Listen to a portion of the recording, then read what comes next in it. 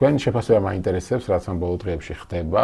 არ ამბობენ, როდის გადაწყვიტეს, რომ პრეზიდენტი წავიდეს, თითქოს რომ რაღაც მიდიოდა მუშაობა, მაგრამ ფაქტია, რომ გუშინ არ ვიცოდით ამის შესახებ.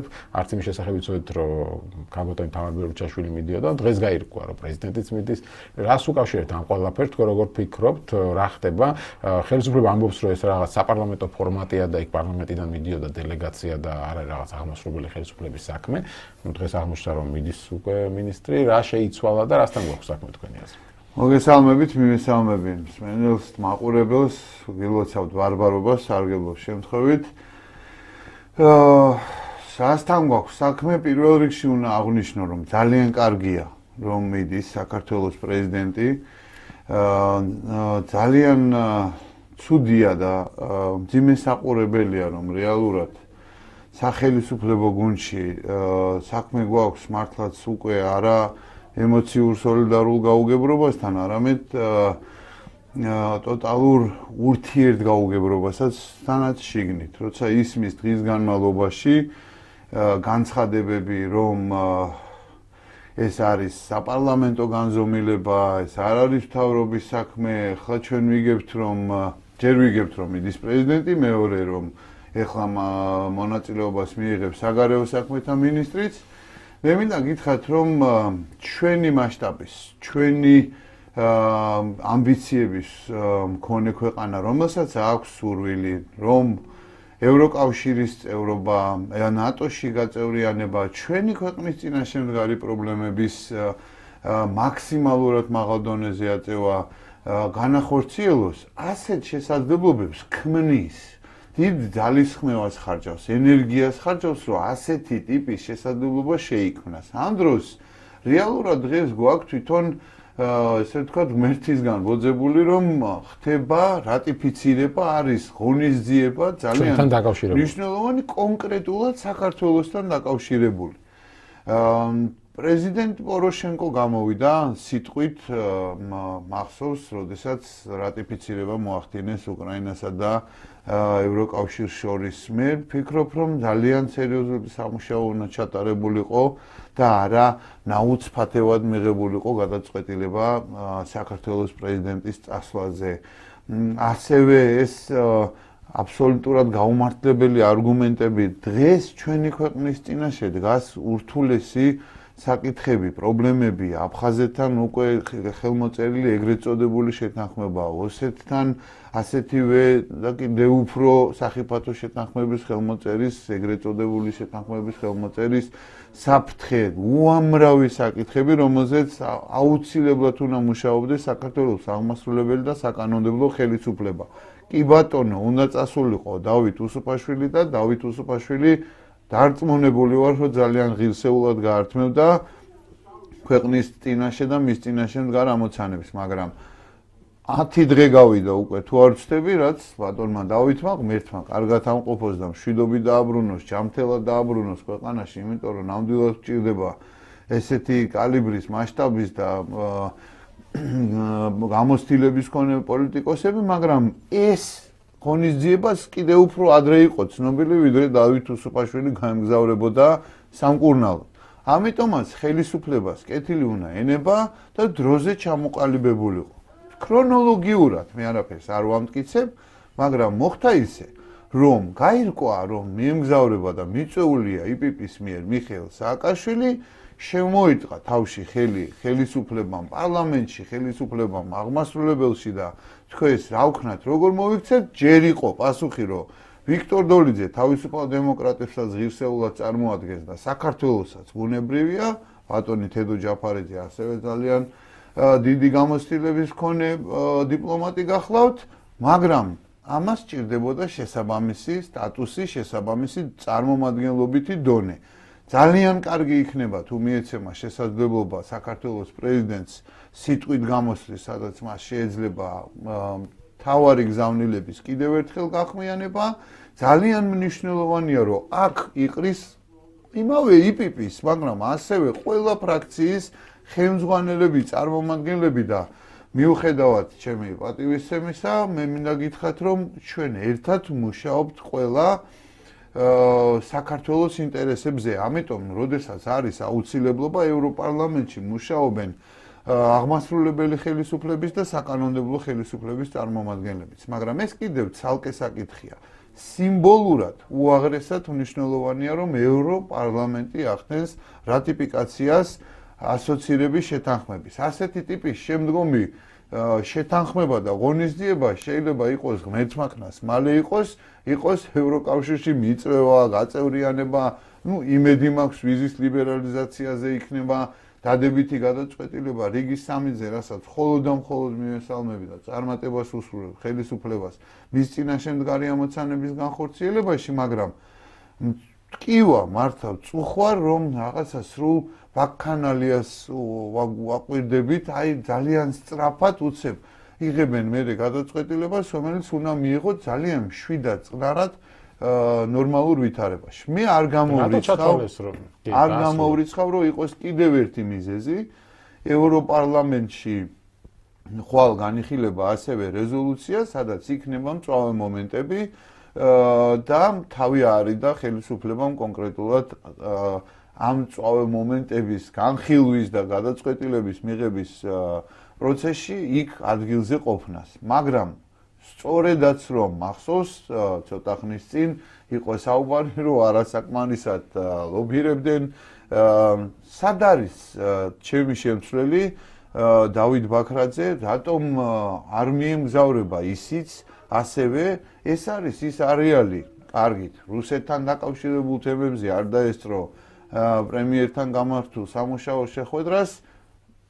კი ბატონო, ჩავთვალოთ არგუმენტად, რომ ეს ევროკავშირს და ნატოს არ ეხებოდა, თუმცა ეს ჩემთვის არგუმენტი არ არის. მაგრამ დღეს ხვალ ზეგ ეს იქ უნდა იყოს.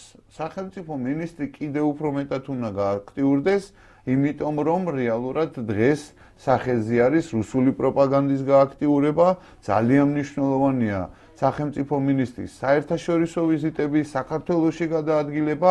თამრიკო ბერუჩაშვილი ხო ეხლა დღის მეორე ნახევარში იქნა მიღებული გადაწყვეტილება. ეს რო გადაწყვეტილი ყოფილიყო, ხო გახმიანდებოდა აუცილებლად. ეხლა პრემიერი უნდა წასულიყო თქვენი აზრით. მე ვთვლი, რომ პრემიერს ჰქონდა კარგი შესაძლებლობა იქ ჩასულიყო და იმ ევროპარლამენტარებთან ესე შორიდან კომუნიკაცია არასაკმარისია. პრემიერ-მინისტრის დონე ძალიან მაღალია, ძალიან მნიშვნელოვანია და უნდა ჩასულიყო და ესაუბრა იმ პრობლემებზე და თუნდაც თუ კი განსხვავებული არასწორი ცთარი ინფორმაცია აქვთ, თუ საჭირო არის პრემიერ-მინისტრი უნდა ჩავიდეს. პრემიერ-მინისტრიც უნდა ჩავიდეს და პრეზიდენტიც და ყველა რომ რეალური ინფორმაცია მიეწოდებინათ შეხვედროდა ფრაქციის ხელმძღვანელებს, ევროპარლამენტის ხელმძღვანელებს და ასე შემდეგ. მე არ ვიძახი, რომ ესეთ რუტინულ სამუშაოში ჩართულიყო, მაგრამ უნებრივია, ცხადია, ეხლა ჯერ გახდა ცნობილი, რომ იდის მიხეილ სააკაშვილი, მერე შემოიწყეს თავში ხელი, რომ რა ვქნათ, როგორ მოვიქცეთ, ვინ უპასუხებს, ვინ უნდა წავიდეს. ალბათ ჩემი ვარაუდით გიორგი მარგველაშვილმა საქართველოს პრეზიდენტმა გამოიჩინა ინიციატივა და ამ შემთხვევაში მე მხოლოდ მივესალმები. ნამდვილად ძალიან კარგი იქნება, რომ საქართველოს უმაღლეს დონეზე იქნება წარმოდგენილი. უბრალოდ ძალიან კარგი იქნებოდა, რომ საქართველოს ხელისუფლებას იმ თავითვე გაეცხადებინა ეს დიდი ხნის ინფორმაცია უკვე, რომ აქ წავა ამ ღონისძიებაზე ესა და ეს პირი, მას მერე რაც გაირკვა, რომ ბატონი დავითი მიემგზავრება სამკურნალოდ. კეთო, თქვენ ახსენეთ რეზოლუცია, რომელიც სავარაუდოდ იქნება კრიტიკული. ბატონ ირაკლი ამბობს, რომ ამ რეზოლუციასთან დაკავშირებით ხდება მარტივი რამ, იქ არის რაღაც პოლიტიკური ჯგუფები, რომლებიც ნაციონალიზებას თანაუგრძნობენ და ცდილობენ, რომ გაიტანონ ესა თუ ის პუნქტი კრიტიკული ხელისუფლების მისამართით. არიან ადამიანები, რომლებიც ფიქრობენ, რომ ცუდად მუშაობს ხელისუფლება ამ მიმართულებით. თქვენ რომელ პოზიციას უჭერთ ხართ? იცით რა, არის არგუმენტები, ნამდვილად ის რაც ბრძანა ირაკლი სესიაშვილმა, რომ ეს არის მართლაც ყველაზე დიდი მსხვილი ფრაქცია, ეს არის ნაციონალური მოძრაობის მამობილი პარტია და რეალურად ის რონავს იმაზე, რომ ის პოზიციები, რომელსაც კონვეიერული წესით და მეთოდით აწვდის ნაციონალური მოძრაობის წარმომადგენლები, მოხდეს და აისახოს ამ რეზოლუციებში. მათ აწუხებთ, რომ მათი შვილობილი პარტიის, ესე ვთქვათ, ცალკეული ლიდერები იმყოფებიან ციხეში.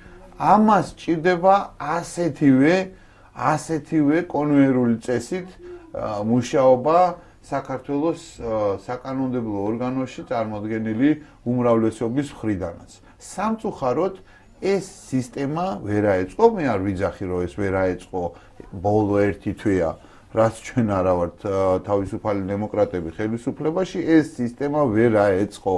სიმართლის მიწოდება სჭირდება მუდმივი პერმანენტული კონტაქტები და არა მას მერე, როცა გახმიანდება არასწორი ინფორმაცია, წერილობითი მიმართვა და ესე ვთქვათ, თუნდაც ვიზიტები, თუნდაც შეხვედრები და ასე შემდეგ.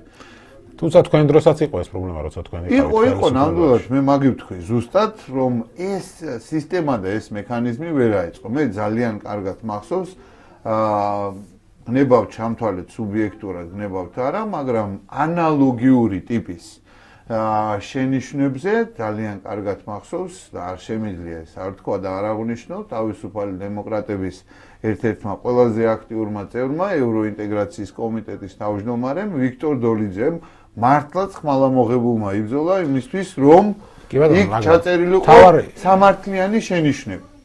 პროკურატურასთან მიმართებაში ხა დღეს არავინ არ დამიჯერებს, მე რომ ეხლა ვთქვა, რომ ყველაფერი კარგად არის და იქ რაც ჩაიწერება არასწორია თქო. რა თქმა უნდა, პროკურატურის მუშაობა არავითარ კრიტიკას არ უძლებს. სასამართლოსთან მიმართებაში კი დღეს არის უფრო მეტად დამოუკიდებელი, ვიდრე იყო მანამდე, მაგრამ ოდირზე საუბრობდა თქვენი წინასწარმეტყველი, ამას ჭირდება ძალიან სერიოზული და მნიშვნელოვანი დახვეწა.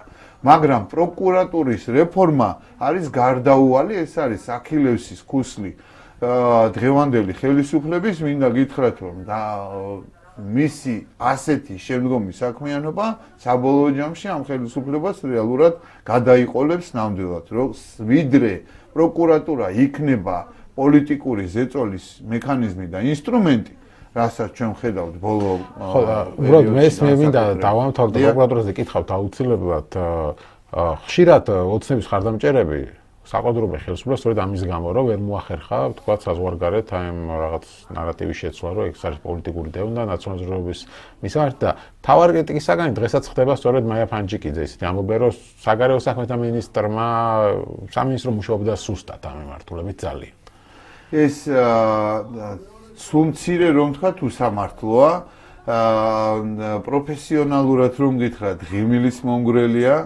საქართველოს საგარეო საქმეთა სამინისტროს სამინისტრო ელჩები დიპლომატები ანუ მთელი სტრუქტურა სამინისტროს როდესაც ვამბობ გულისხმობ დიპლომატიურ კორპუსს ჩვენ კორპუსს რომელიც არის ძალიან მაღალი რანგის პროფესიონალებით დაკომპლექტებული მათ შეძლეს და მიაღწიეს იმას რომ რეალურად დღეს საქართველოს ასოცირების შეთანხმების რატიფიცირება მოხდება ხვალ ევროკავშირის მიერ დავით ზალკალიანის ჩვენი ელჩის ევროკავშირთან ქალბატონი ნატა საბანაძის ლომის წილია ნამდვილად ქალბატონი მაია ფანჯიკიძეც მისი შესაძლებლობის ფარგლებში ყველაფერს შესაძლებელს აკეთებდა იმისათვის მაგრამ მაია ფანჯიკიძე საგარეო საქმეთა სამინისტრო დიპლომატიური კორპუსი ვერ გააკეთებს იმას რაც უნდა გააკეთოს სწორად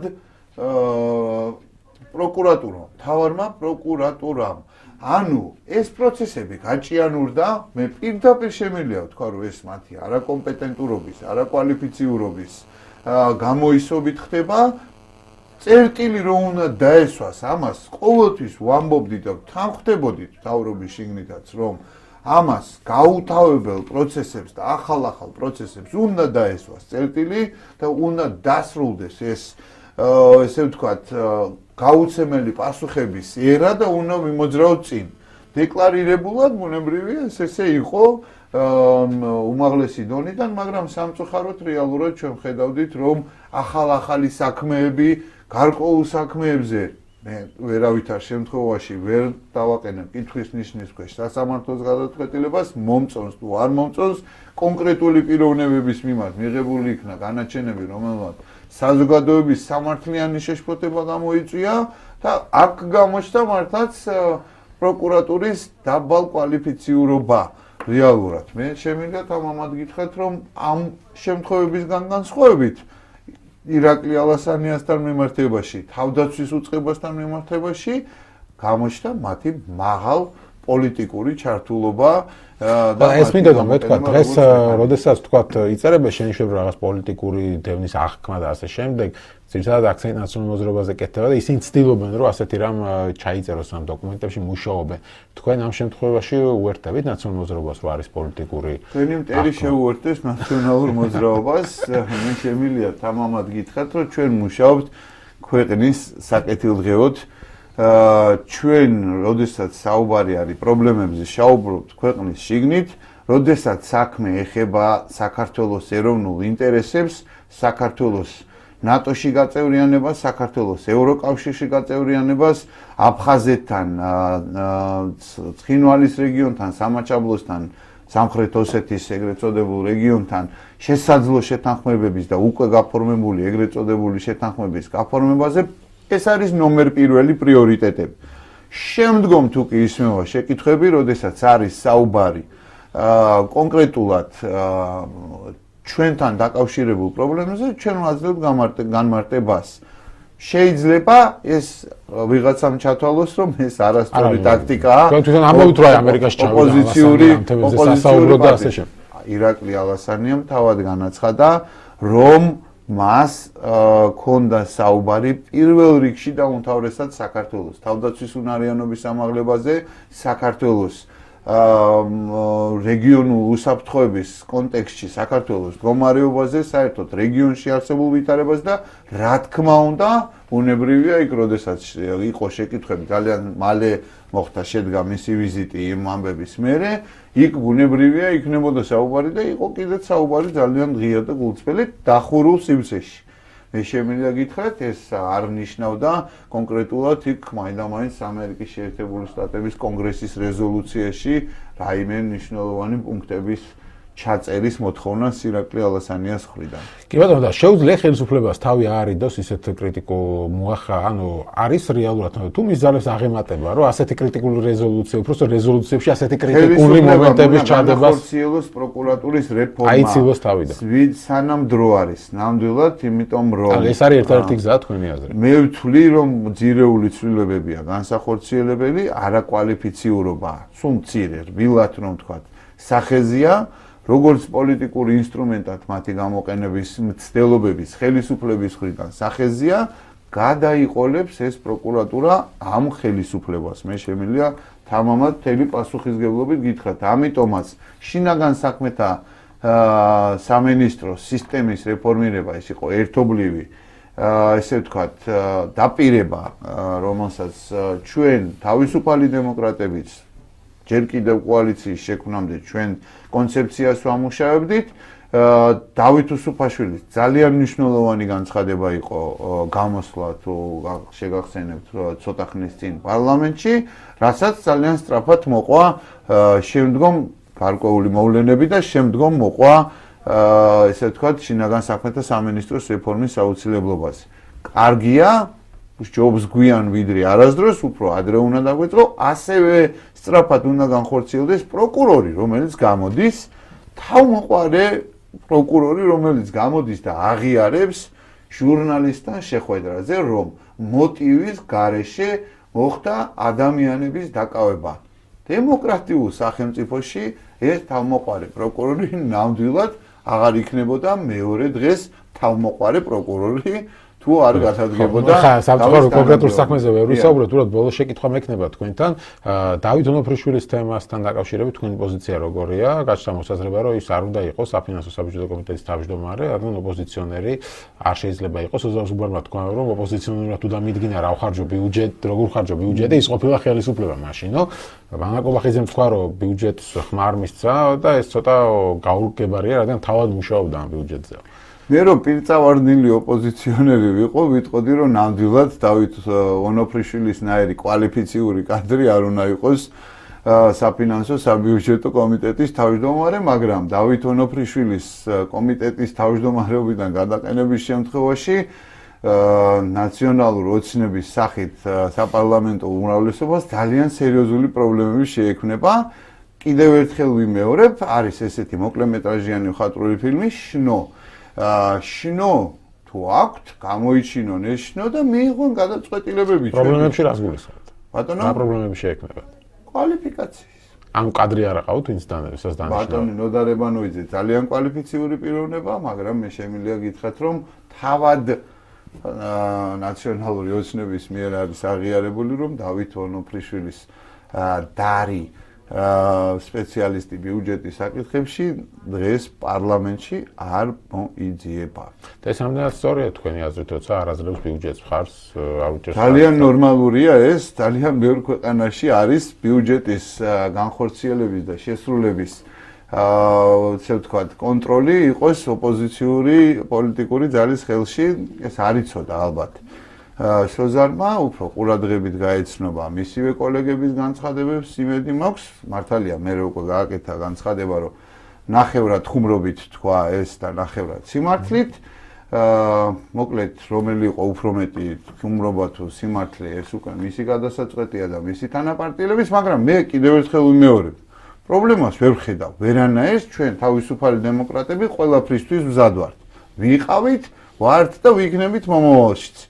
იქნება ეს თანამდებობიდან გადაყენების მოთხოვნის მიზნით კენჭისყრები, რომელიც უნდა ჩაატაროს ნაციონალურმა ოცნებამ, უმჯობესი იქნება მათ კანონმდებლობაზე მოაგროვოს ნაციონალურ ოცნებას მას შემდეგ ეძახით, რაც უმრავლესობაში ყოფილი ნაციონალები გაერთიანდა. შემდგარი ფაქტია და აბა ხანაერად როგორ დაუდა. თქვენ მოიფიქრეთ ეს სახელი ნაციონალური. მე არ მომიფიქრები, ავტორი ძალიან ჭკვიანი ადამიანია.